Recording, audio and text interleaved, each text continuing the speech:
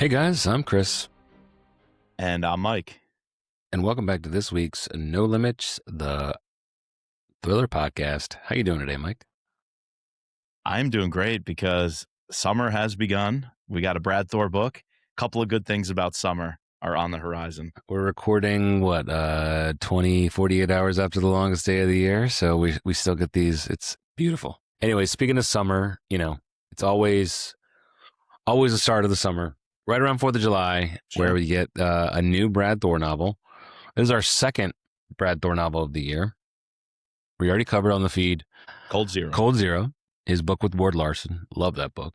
You actually got the opportunity to talk with Brad. Yep. I, unfortunately, things didn't align. I haven't met with Brad a couple of times. We didn't like sickness. This honestly is work related. So I was in away, different time zone. We couldn't make it work. Sure. But you had a great conversation with him. Don't know when you're going to release that or if it has already been released. Oh, it's already out. And we missed you. Brad missed you. He was asking for you in the beginning before we recorded. He was bummed because he said, along with Hugh Hewitt, he said, hanging out with us is one of the most exciting things on a book release. So that is just wild praise. And we got to clarify the comments from our Cold Zero recording. So that was hashed out a little bit. And then we kind of went on and on about politics. We had basically a political discussion. We named the episode Thrillers Save America. We decided that thriller authors and readers just chit-chatting politics might just help us get the answer to some of our political woes. So really, 45 minutes, he and I just spat politics. Nice. All right, well, go enjoy that feed. I also saw recently you posted our interview that I did a little while back with Katie Brodsky. Yes. Brodsky. Is it Brodsky? Brodsky, two great individuals, a married couple writing a thriller, a spy thriller. They seem to really want to go that route of old school espionage, Le Carre style. They mentioned David Morrell a bunch. So I'm really, really excited to hear about, to read their book. But even just hearing about the book from your interview, I was enjoying being a podcast fan, a No Limits fan, because I wasn't on that one. I listened to it. Holy cow, how they shot to the top. You have it's to listen crazy. to that Their episode. story is insane. A husband and wife decided to write a book. He wrote a bunch of chapters, shared it with her and their son. They ended up writing it together. And then all of a sudden, it's on the desk of Emily Bessler. And she's signing them to, I think they said a 3-book deal or a 2-book deal. Maybe 2-book deal, a 3-book maybe deal. a third. Yeah. Sat with her at Thriller Fest. Next to her, Jack Carr and Barbara Peters, the guest of honor. Like, wow, that is an amazing rise that I'm sure is going to make many, many authors jealous. But what a great story. Yeah, looking forward to covering that book on the pod. And we're going to have Sure. them on at least 2 more times, probably like right before pub day. And then obviously want to have a spoiler-filled discussion with them about their first novel. So look out for that road to publication for that series. We'll also try to publish our reading list for the next few months. I think we have everything scoped out through September. So at least June, July, August, we'll get you everything we're reading. We have a jam-packed schedule. So we'll post that on the socials. Make sure you follow to stick along. Yeah. All right, let's get into choke point, man. Let's do it. We've hit a choke point here. We better get to it. This is a very Brad Thor book. This is a very Brad Thor book. Brad 25. Brad, so big deal. Now, what's interesting to me is, obviously coming off of the last 2 books. Yep. And, a coup plot involving more of Solvay. I was really intrigued to see like where we were going to go with this one. Yes. And I was shocked that we have 0 Solvay. And to me, this one almost was more in like the territory of, like Rising Tiger. Agreed. Or some of his like, I don't want to call them one-off because they're all in the story, but like not like an overarching arc. And obviously, he's super intrigued with this area, this territory. I think that's probably one of the best parts about this book is like going to a new area with our travel guide, Brad Thor, like really getting into it. We haven't really like spent much time in this area, so I thought like that really came out. Obviously choke points, Strait of Hormuz. It's he even like talks about it at the very end of the chapter about, like sort of what the overarching plan was of this, initial plot. And, it's the cultural zeitgeist, being able to think 2 steps ahead about how I can bring my story in and make it prescient to the day, the current reader, right? A year ahead, right? So like, I think like that in and of itself, like the idea of, but I was intrigued that he would go this route and not like, although there is like one, like obviously Brad's famous with this, the very end line of the book, giving us that cliffhanger. That So got me. is this the new start of like something, like a 3-book or a 2-book trilogy or something like that? Or is it just, this is what it is? Wow. A lot to unpack there. To start from the end, that line at the very end, and guys, spoiler warning if you don't know who we are here on the Thriller Podcast, we are spoiling the book. It's a full spoiler review. I'm going to give you the last line of the book because I had to write this down to bring up on the pod. It might have been my favorite thing about the whole book was that I closed it with my jaw on the floor, and Brad has a knack for doing that. Yeah. Just about every time. Spy Master. Yeah. God, Spy Master. And this took me back to Tracy being shot at Bishop's Gate. I thought for sure she was going to come back because the whole EOD thing. Anyways, we can get into that. I thought it was going to be her. Brad teased in the interview that he brought back a very early character, an oldie but goodie. A different one. I'm screaming in my mind like, wait, the bad guy's an EOD tech. We've got to defuse bombs. He's setting off bombs. I was like, we know an EOD tech. It wasn't Tracy. Yeah. We've been talking get a guy to get a guy. I was really hoping it was get a girl to get a guy. If Scott had to, get in bed with Tracy again or line up with her to operate or even just pick her brain, granted the injury and the recovery process, sure. Yeah, how much of the EOD stuff is she able to, and the trauma of bringing her back into that life after she so cleanly had a break from that life on the road to recovery. So I think it would have been really hard to bring Tracy in, but man, my hopes were up. Hey, Rick the Prick Morel, though, I mean, that was a treat. He is just the same as usual. One of my other favorite things about the book was the way the guys were going back and forth. The 2 new tech operators, may they rest in peace, those guys were great. And the way they were giving it to Rick, and he was giving it right back, and Scott and him. This felt like old school Harvath. Brad. Yeah, for sure. Not to mention Haney, Stalin, Chase Palmer, Sloan Ashby, all within the first few chapters. That was such a smart play by Brad Thor to bring us back to Scott's team, operating as a group like he did in the earlier books. Rick Morel having to come into the picture, and it's like nothing changed. However many books later, it felt right at home. So you open the book with the team. You have Rick the whole time operating in the middle, Scott's partner. And then at the end, you close with they're drinking in the bar. So it's the dollar oysters or dollar beers, 50 cent oysters. And what's her name? Dobby? I didn't quite get the pronunciation. Dobby, I think that's what yeah. Armando said. Armando it's said. Scott, Rick, and the Thai woman, his Thai intelligence woman. And he closes. They're all laughing, drinking. Then both their phones went off at the same time. Yeah, whose phone is it? Scott's and Rick's. I think Scott and Rick. Or Davy and Rick's. I mean, it could be any of the 2, right? It could be any of the 2, but it leads us so nicely into whatever's coming next. It leaves it completely open, but it really was such a great cliffhanger. I really enjoyed that. So the opening of the book with the team, the ending of the book with that line, and these 3 drinking together, having a good time, mission, accomplished. I thought were some of the best parts of this book. Not to mention the setting, as you said. Yeah, and I think, you guys jumping ahead a little bit to the scorecard, like, bringing in Rick and having him, like, because we knew where we kind of had left off with him, where, like, and, Brad does a good job of setting the scene very early with, 1 or 2 chapters of, like, how they didn't get along. They grudgingly respect each other, and it's like a mild friendship. And you can see, like, through the entire novel that we're right where we left off with them before, where it is a grudging friendship. They do, mildly respect each other for what they can do. But, there's still times where Harvath, like the first, I guess, was it teens or was it where he gets left behind. I guess it's teens, and like he's like, "Oh, Rick left me," but he didn't. He was there. Exactly. Well, that was smart because I was wondering. You set it up with Rick, you brought him back, but how will that play into this plot and this action? And the way Scott's operating, thinking, man, he's going to leave me again like he did.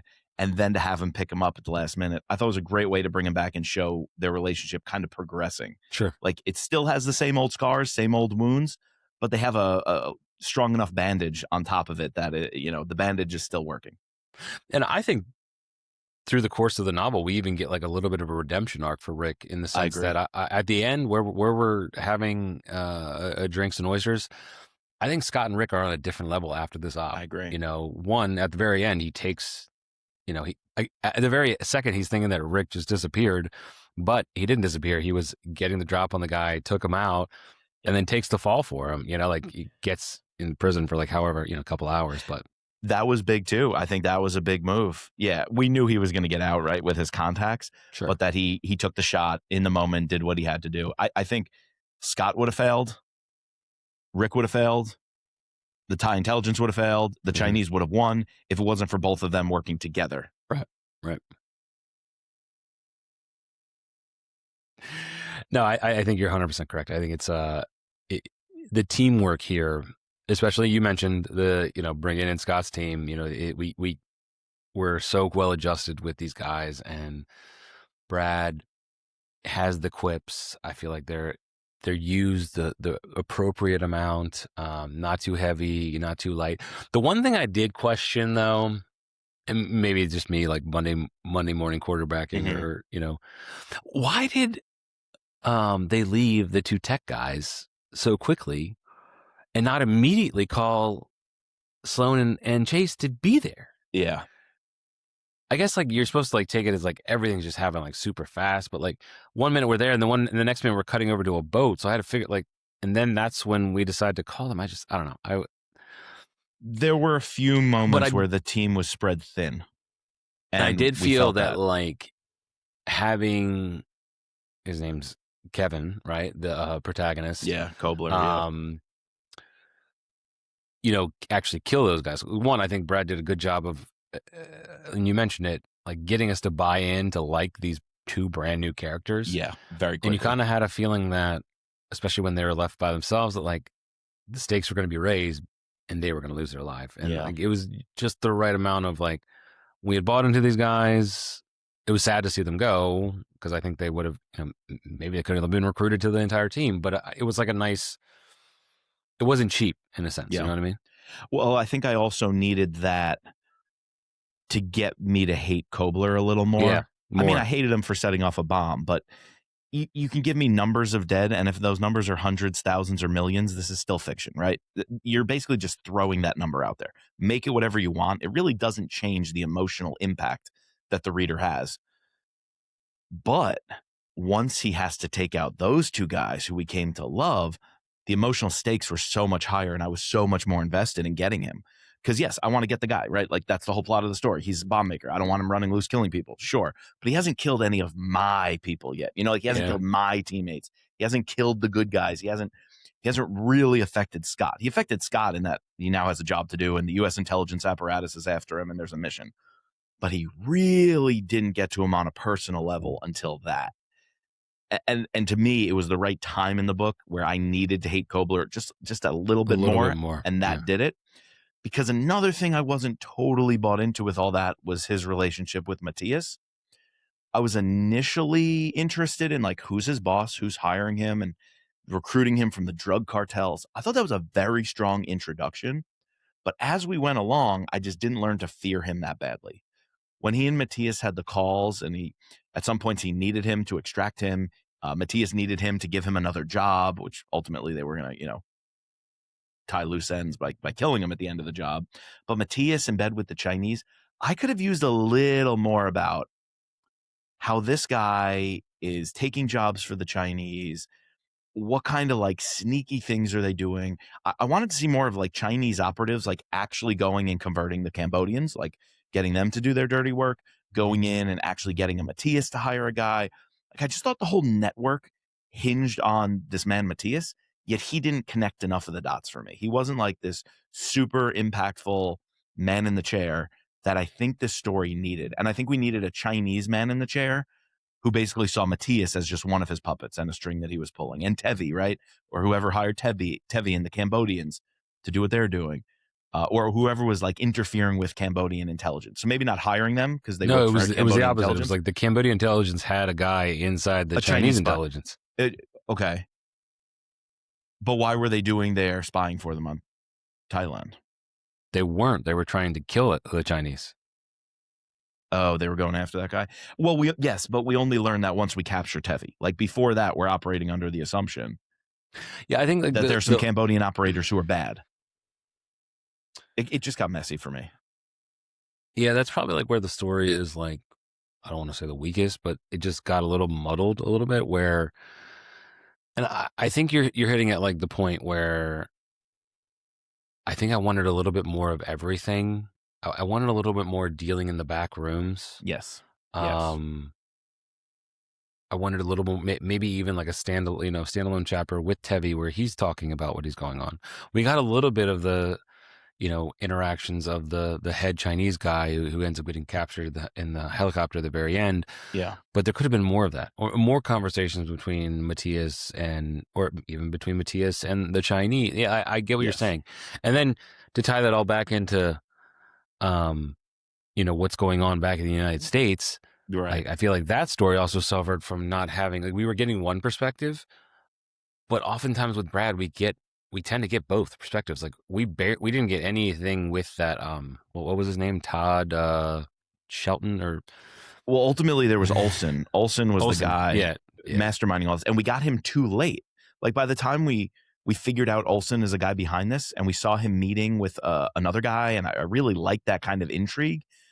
It was too late, and then we end up having the house scene, which was a really good suspenseful scene where they ultimately off him, which was cool because Vaughn, the Secret Service agent, she comes in, but at the same time, FBI Fields, Special Agent Fields was really awesome.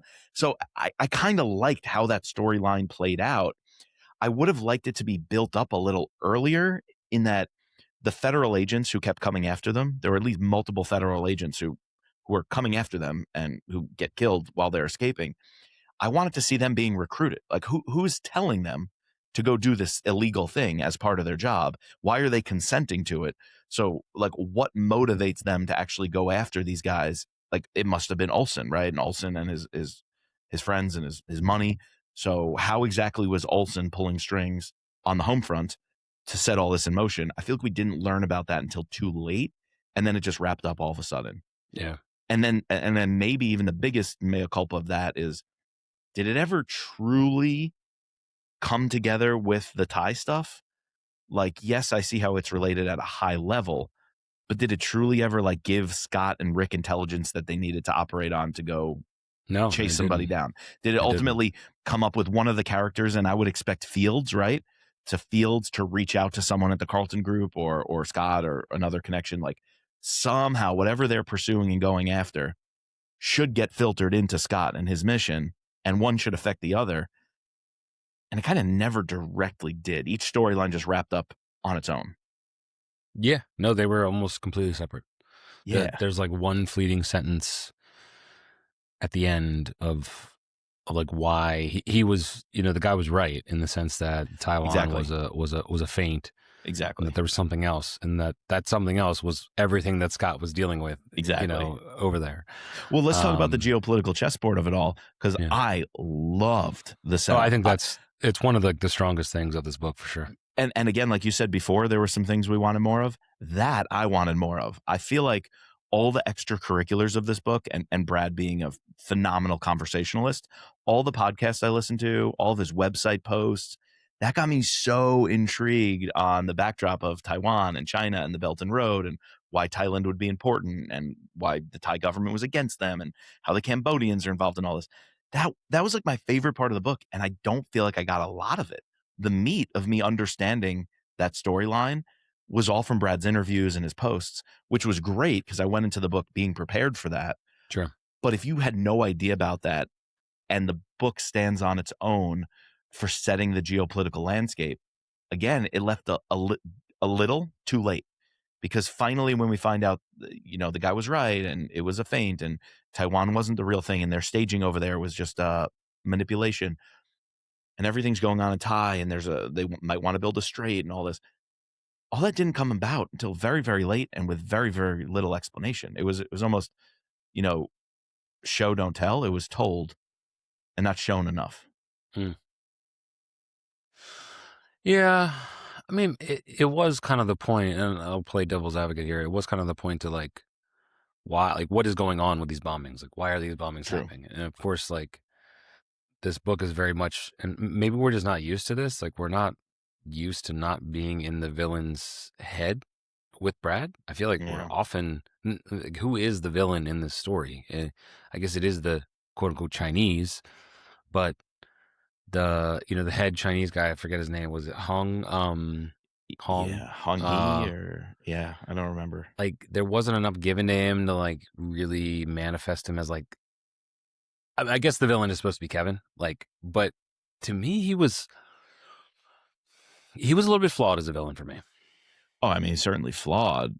Flawed as a character, flawed as a villain. Flawed as a villain. Yeah, because I thought he did okay as a villain.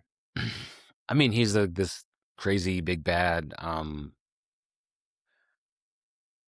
maker, but I wanted him to be more like crazy, like unstable, like more like, I guess maybe because I've been reading we just read Chaos Agent, and there's that other rogue CIA agent who it was kind of reminding me of him. Like, imagine if you take that guy. That's right. Or who's the why am I blanking on the one in the Mitch Rapp series who ultimately becomes his friend? The one Kyle made. Yeah. I gotta remember his name. Anyways, but like, I get the idea of trying to build up this, with an AZ. Azov, not Azov. Anyways, you're trying to. There's a distinguished point of putting him in SEAL Team 2 and having him be in, like, coming up the same background. This is cool idea of this EOD like exchange program, go into become a SEAL. Yes, he gets disillusioned. Like, that makes sense, but I guess I didn't believe that he truly was maniacal. Like Grisha Azarov. Grisha Azarov, yes. Yep. I mean, even though he was doing some heinous ass work in the sense that he had no problem blowing up children, it just, we weren't like in his head enough to like really get that truly get that, because in order to go from being a Navy SEAL to then being willing to kill innocent people, like, that's a huge change. Not only innocent people, he was willing to kill innocent children at schools, like put bombs, like build bombs himself and put them at schools. That's insane. Yeah, I got enough of that unhinged part though. Like, by the time we got there, I was like, oh yeah, this guy would do that. Like, for sure he would do that. I don't know, maybe it's also the white phosphorus stuff of him wanting to. And then he thinks his only play is to now hook up with his client.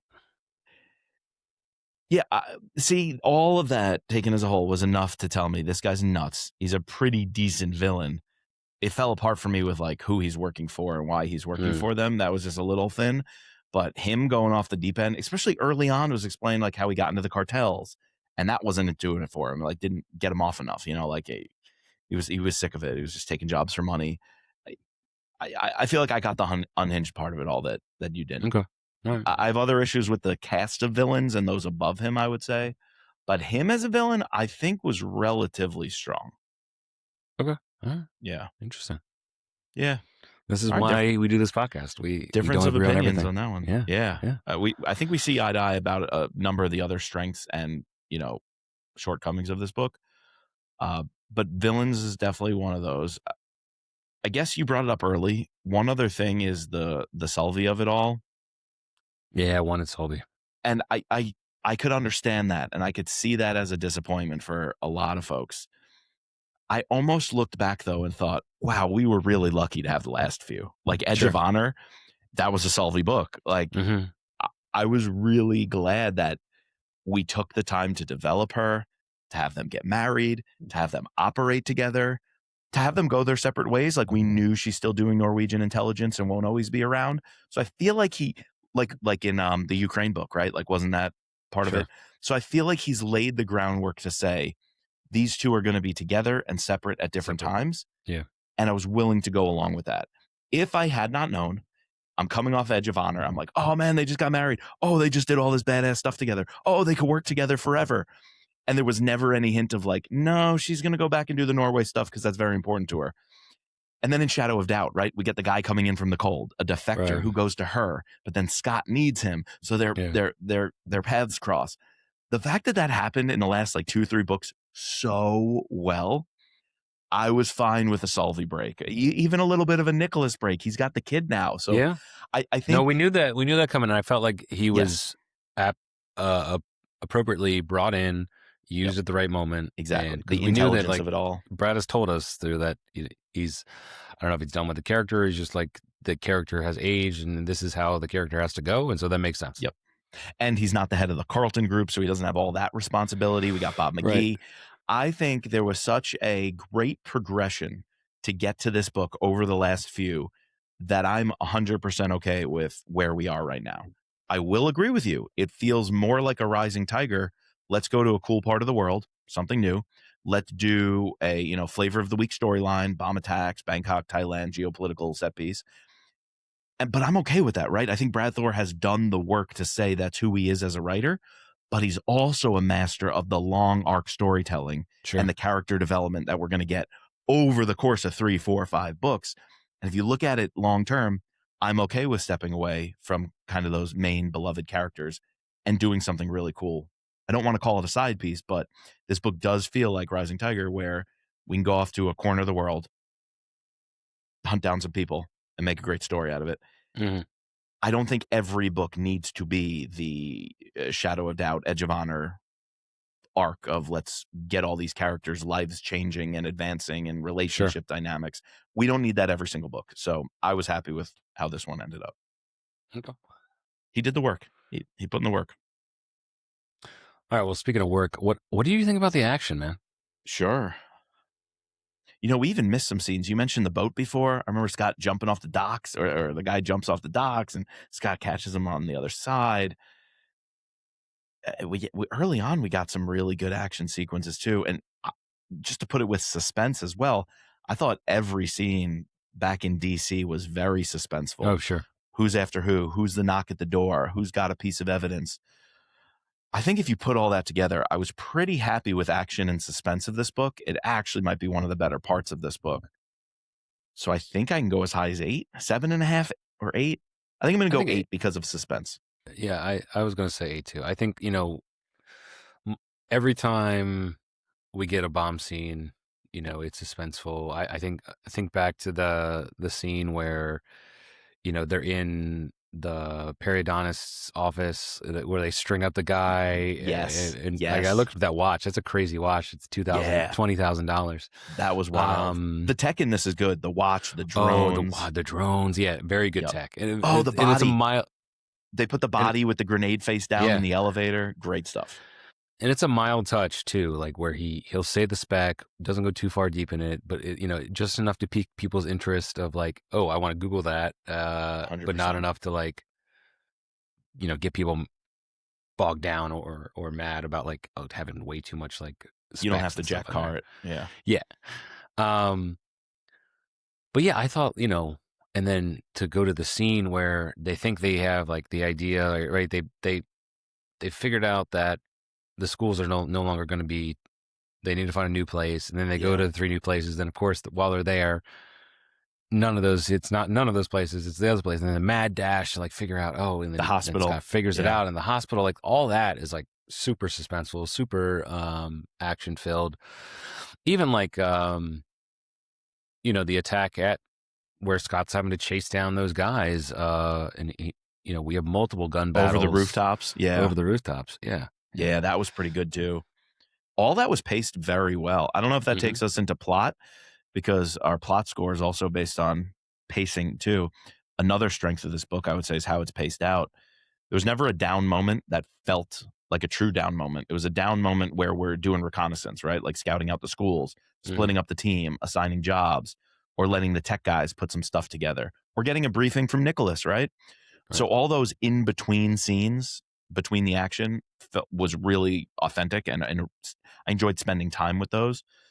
So put that together with everything we said about the geopolitics. The only ding I'm going to give on the geopolitics of it is I love so much the backstory, the explanation, the research. I don't know if it intertwined enough with the plot. So I feel like the plot was really good on the pacing and progression and movement of things, how we get from one to the next without just getting a guy to get a guy. We kind of get to a guy, right? We get to a guy, which gives us some clue. It's not that we get the guy and interrogate him every single time, but we learn something from the guy. Like Tevi, we keep him alive. We learn something from him. No interrogations. And now he's our ally. There's no crazy interrogations, right? They were about to interrogate a guy. He actually dies, but then they find the watch. So I feel like Brad didn't do get a guy to get a guy. He did do get to a guy to get information, but it felt very authentic in how one led to the next. Instead of us just interrogating a guy, he gives up a name. Interrogate a guy, he gives up a name. So I thought hats off finding creative ways to keep us moving on the plot. All that to say, plot's getting a good score, but I'm bringing it down because the geopolitics were so good. I wanted more of it. And it was so well thought out on a world chessboard politics game. I wanted to have a little bit more page time enjoying that and learning about that throughout and seeing the power players like Olsen and the Chinese guy more present, pulling those strings and getting this job done. So 7 on plot. Yeah, I think that's where I'm going to. Because I, like you said, as a whole, paced very well. The idea, the setup, this leads into buy-in, which I'm bought in at the very beginning of this and this idea of it. But I wanted the connection. I wanted more connections between first of all, between the DC story and the story. And then I wanted a little bit more, like we mentioned before, just like that extra level that I feel like Brad has given us sometimes. And here it's a different approach. And I guess I don't like this approach, but to each his own. But I feel like, if we had gotten to see a little bit more of those backroom deals or a little more of the villainous underworld and, more understanding there, or even like how the connections are being made to bring these two stories together, that would have brought my score up there. But as a whole, it's still very good. I'll give it a 7. 7, okay. What's funny is I'm thinking back to an earlier book where I feel like he did all that, but with such a different approach. There was a book that opened up with, I don't know, Site 24601, whatever it was. It was that Chinese site in Inner Mongolia where they're training deep cover Chinese spies to live and talk like Americans. And the payout of that, I don't think, came to the next book where we really saw those sleepers, activated. And so I feel like this book just didn't have any of that long-term planting and plotting of like what's going on behind the scenes. So. Yeah. Unless it's connected to the next book. That's possible, especially the way this book ended with the phone calls. So it's definitely possible. I think buy-in, though, I actually really breezed through this book. It was one I didn't want to put down. For some of the flaws that we mentioned, I surprised myself with how engrossed I was in it. I think that's the suspense of it was very good. The suspense of it was great, and I think just Brad's raw talent as a writer and raw inspiration and passion for the storytelling really carried it, and even made some of the flaws, like we talked about villains or geopolitics, it made you overlook that when you're actually reading. Like, it's a very enjoyable read. Mm-hmm. So I don't want to go too much lower than a 4, but I feel like I was not 4 level buy-in, which usually is what I am to a story. So I got to go 3.5. And that's not a bad 3.5 at all. But I have to say, I was bought in. It was just, there were a few glaring things that distracted me along the way. All right. I see you. Do you go higher? I'm curious if you go higher than 3.5. That's tough. I'm toying with it. No, I think you're right. I think it's a good, it's not a 3. It's not a 3. It's not a 3, and it could be a 4. It's like a 3.8. Yeah, it's like a 3.7. But we don't do that here, so no decimals here. Yeah, or only halves. We could be in a superposition. We can do some quantum mechanics. It's a 3 and a 4 at the same time. Just put a dead cat in a box. We're good to go. Yeah. Schrodinger scorecard. Bad guys, I feel like we might have a few points difference here because what you said about Yeah. Kobler, but we're both on the same page about the man in the chair, kind of big bad. So I think I can also go with a 3-5 here. Yeah, I'm going lower. I'm going half score, 2.5. 2.5, okay. Just because I wasn't bought into Kobler at all. Yeah. I could have been bought into Olsen, though. I feel like if I knew a little bit more about his it. one Like his little meeting. cameo at the very end, like when they saw him at Tyson's corner and they were staking him out, but somebody secretly planted a tracker on their car, I was like, oh, yo, that was good stuff. But that was such a like small percentage of overall the whole book. Mm-hmm. It's like one scene. There's one like tiny scene that got me interested in him, and then no follow up until we're at the house, and then when he gets off in the house is nice. Yeah, I could see you on that 2.5. I understand. Good guys, we're gonna make up some ground here. We're hitting. There's a couple 5s coming up here, so don't worry. Don't worry. If you were to ding this book for missing Solvi and having a limited Nicholas role, or maybe Bob McGee only mentioned once, you're gonna make up that ground with Davi. Like, what an awesome character she was. The way she was right up against Rick the whole time, it was perfect. You're gonna make up ground with Tevi, the Cambodian. Loved him. You're gonna make up ground with the Tex, and then I think a sneaky one is Fields. Her cameo. Fields gets a little involved from the last, I guess, more Shadow of Doubt, right? She was really involved in. But then also, I don't mind the two DC. What were their names? Colin, Aaron and Colin, right? Aaron and Connor. Aaron and Connor. I kind of like them as well. I'm going to round it up to a 5. I'm a 5 just because of Rick. Like, I think like bringing him back and having him sing and be such a great character in this novel, just immediate 5 for me. And then you add in like, these new characters that we get, and we always get, a new characters that we're probably not going to, interact with ever again, or who knows if we're going to interact with them, 4, 5, 10 books down the road. But does a good job with Davi, with, Tevi, even though, we get a little very minimal time with him at the very end. But yeah, and then I think, we mentioned before, just bringing in the Sloan, Ashby, Haney, Stalin, like those guys, we know that the rider dies, and he does a good job of using them properly. Their comedic element is on point. Like, so it's a 5 for me. Yeah. No, I think you're right.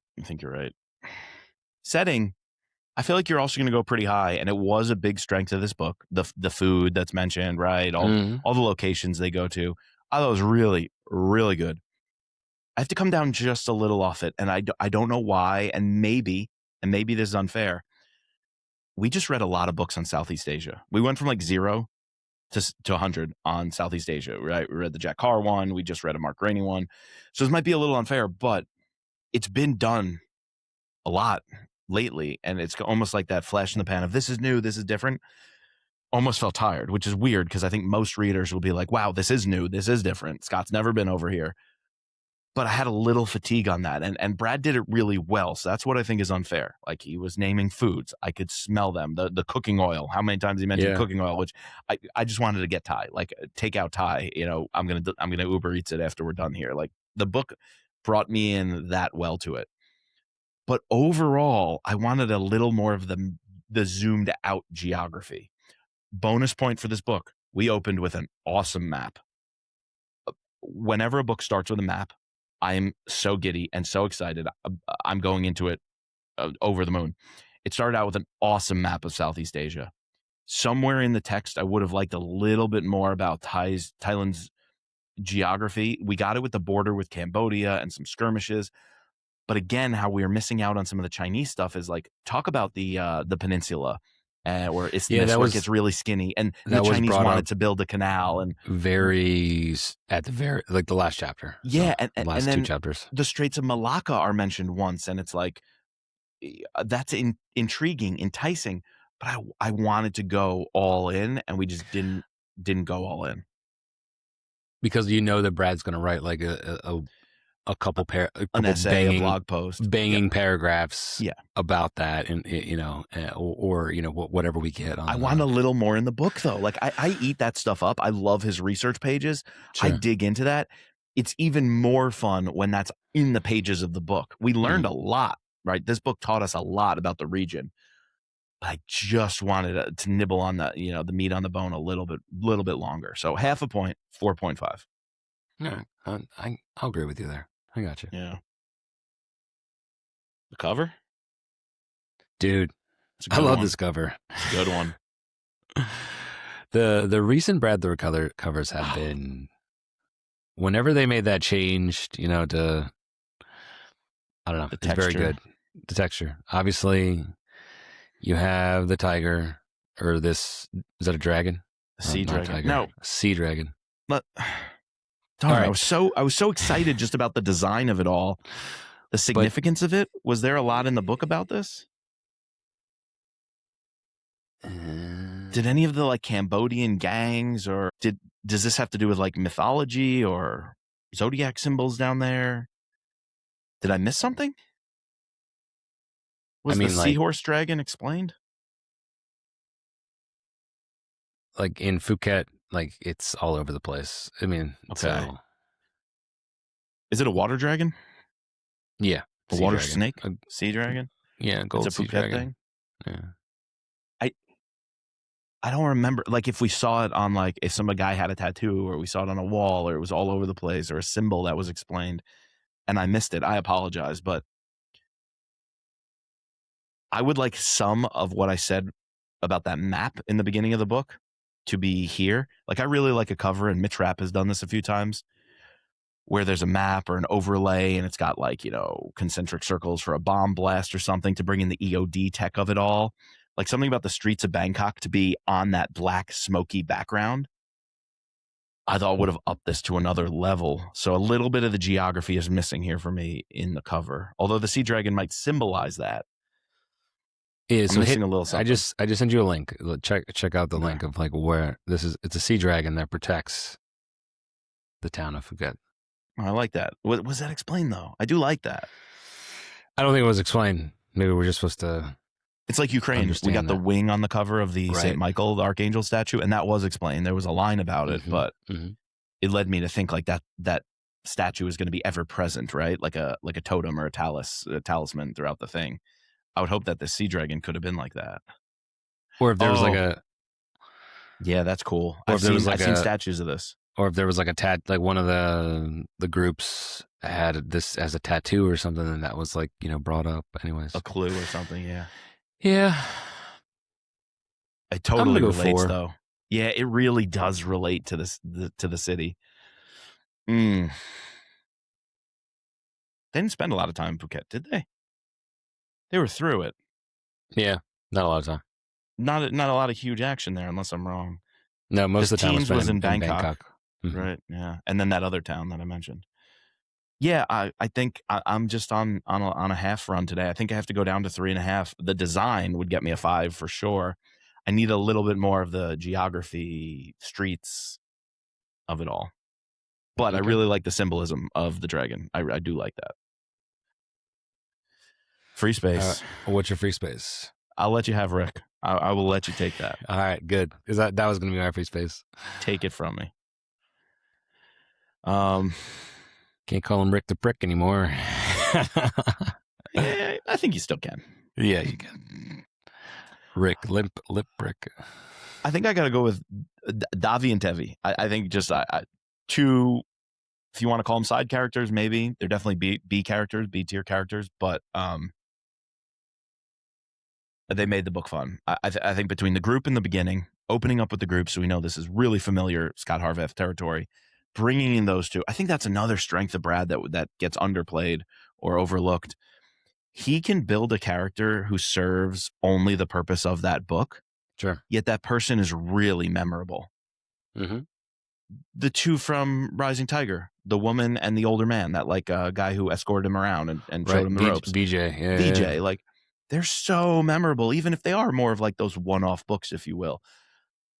But I'm fine with that. I'm absolutely fine with that. And there is a chance for Davi to play a role, intelligence sharing, Like, I just think that's part of what Scott needs to do for the Carlton Group is intelligence sharing, building human-to-human contacts. And I think people like them are just perfectly done, whether they play a role or not in the expanded universe later on. Couldn't care less. I love them in this role. So they get the free space for me. Yeah. I think it's saying something that both of our free spaces, we decided to then highlight like two of our favorite good guys and characters. Yeah. Like that's the best part of this book. And just getting Rick back, and I guess, having this like redemption arc and him still being true to himself, but like, we can like him a little bit more at the end of this novel. I think that was just a good use of bringing back that character. It was fun. Definitely brought me back to old school Brad, like very beginning. Completely. So. Yeah, I agree with that. Unfortunately, neither of their names made their way into my limerick, though. If I had more time, they would have been in there. So Rick made it in. Rick made it in. Yes, he did. So here we go. Scott and Rick race into the fray after Bangkok was blown up that day. With spies and deceit and a traitor's conceit, they chase the dark plot all away. Ooh, okay. Not your best, but it's good. Kind of like number 25 in the Scot Harvath series. Great book, but I don't think it's going to make my top 5 Harvath books. But no, really good book. But one thing, it was a little bit more of like a police procedural too. We forgot to mention that, and I think that definitely, getting more of that. Instead of just get it, like we said, it wasn't that. It was like something different with the same kind of elements, and we like that. Yeah. And Brad's done some police procedurals that are really good. Mm-hmm. Like as those like A/B storylines, like the police procedurals, the B plot. But I would say more often in the other ones that he's done, that B plot becomes intertwined earlier with the A plot and actually has overlap. Mm-hmm. And that maybe was just a little missing here. But where do we end up on scores? Regardless of all that, 0.5 point apart. I'm a little lower. I have 39.5, and you're at 40. I was wondering if we were going to get to that 40 mark. I felt like this was a book that was pushing. It was pushing to get there, but I wasn't sure. So I'm glad I got there. Yeah, me too. Good. Yeah, but go and check this book and tell us what you think. Are we two schmucks that don't know anything about Brad Thor, or do you agree with us? But always a pleasure to get these books. Always great to talk to him. Unfortunately, I didn't get to talk to him this year. I have to wait till maybe he'll be putting out a new Cold Zero book in February. We'll see. Thriller Save America. Thriller Save America. Let's do it. All right, guys. Well, let's get out of here. Before we do, I need to thank our patrons, our Deputy Director, Sherry F., Brad E., Crowley C., and Michael M., our special agents, Adam, Mike, Ben, Daryl, George, Matt, Dawn, and Chris. Please subscribe, rate, and review to all 3 seasons of No Limits. You can find us at thrillerpod.com or on Twitter and Instagram at Thriller Podcast. And as always, just let Rick be Rick. Just let the prick. Just let the prick be the prick. Yes.